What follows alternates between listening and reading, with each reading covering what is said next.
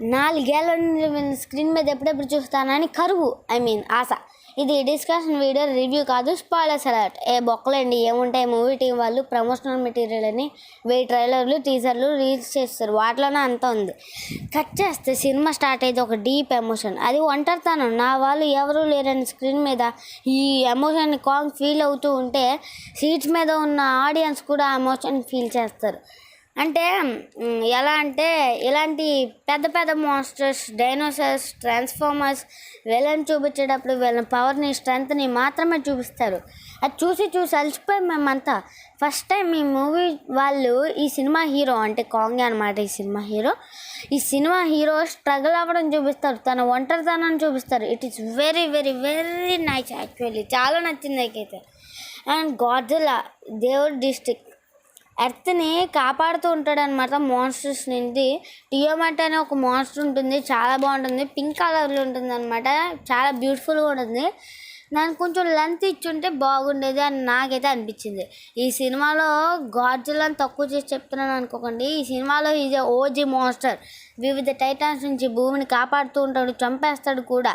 And 2 scenes అయితే బాగా నచ్చినాయి ఈ సినిమాలో నాకైతే. అదేంటంటే సూకో హెల్ప్తో హాలర్త్లోకి వెళ్ళినప్పుడు పనిచేస్తున్న ఓల్డ్ మంకీని ఒక రౌడీ మంకీ బాధపడుతూ ఉంటాడు. అప్పుడు అది చూసి మన కాంగ్ మమ్మ హెల్ప్ చేద్దామని చేయేస్తాడు. అది రౌడీ మంకీ చూసి కాంగ్ని భయపెడదామని కాంగ్ దగ్గరికి వచ్చి అరుస్తుంది. అప్పుడు అది అంత అరుస్తున్నా సరే కాంగ్ ఒక్క మిల్లీమీటర్ కూడా కదలకుండా ఫేస్ మీద ఒక పంచి సిరితే నాకు మాత్రం కేజీఎఫ్లో రాకీ బాయ్లా కనిపిస్తాడనమాట ఈ సీన్లో కాంగ్ అయితే. చాలా బాగుంటుంది ఈ సీన్, మీరు చూడాలి. అండ్ సెకండ్ హాఫ్లో ఒక సీన్ ఉంటుంది, హాలర్త్లో ఉన్న కాంగ్ ఏదో పెద్ద ప్రాబ్లం వస్తుందని దాన్ని కాంగ్ ఒకడే ఫేస్ చేయలేడని, కాబట్టి సర్ఫేస్ ఎర్త్ మీద ఉన్న గాడ్జిల్లాని తోలుకోపోవడానికి కాంగ్ వస్తాడు. ఇక్కడ మీరు చూడొచ్చు.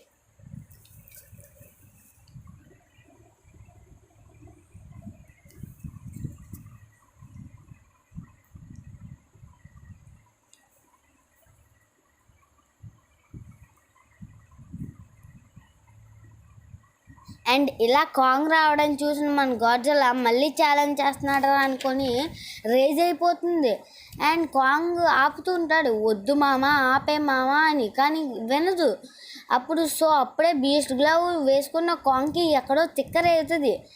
అంత ఆపిన వినట్లేదని గాడ్జిల్లాని హ్యాండ్తో కొడతాడు. For the first time Godzilla కిందకి పడిపోతుంది అనమాట. యాక్చువల్లీ గూస్ బాంబ్ సీన్ ఇది కాదు, కొట్టేసిన తర్వాత గాడ్జిల్లాని హాలర్త్కి తీసుకెళ్ళడానికి తన తోక పట్టుకుని లాక్కొని వెళ్తాడు. చాలా బాగుంటుంది ఆ సీన్. అండ్ స్కార్కింగ్ అయితే 1 hour 15 minutesలో 1 hour 20 minutes అద్భుతంగా చూపిస్తారు. నిజంగా ఎంటర్ సీన్లో మాత్రం పిచ్చి లేస్తుంది నాకు. నెక్స్ట్ క్లైమాక్స్లో బిల్డింగ్ మధ్య ఫైట్ సీన్ ఉంటుంది కదా, కాకపోతే చాలా షార్ట్ అనిపించింది. క్లైమాక్స్ 30 minutes పెంచుంటే బాగుండు. ఒక కాంగ్ ఒక గాడ్జిల్లా అరవడం, గర్జించుకోవడం, మనకి అరవడం ఏదైతే ఉందో భాష రాదు, అందులో గ్రామర్ కూడా తెలియదు అనమాట.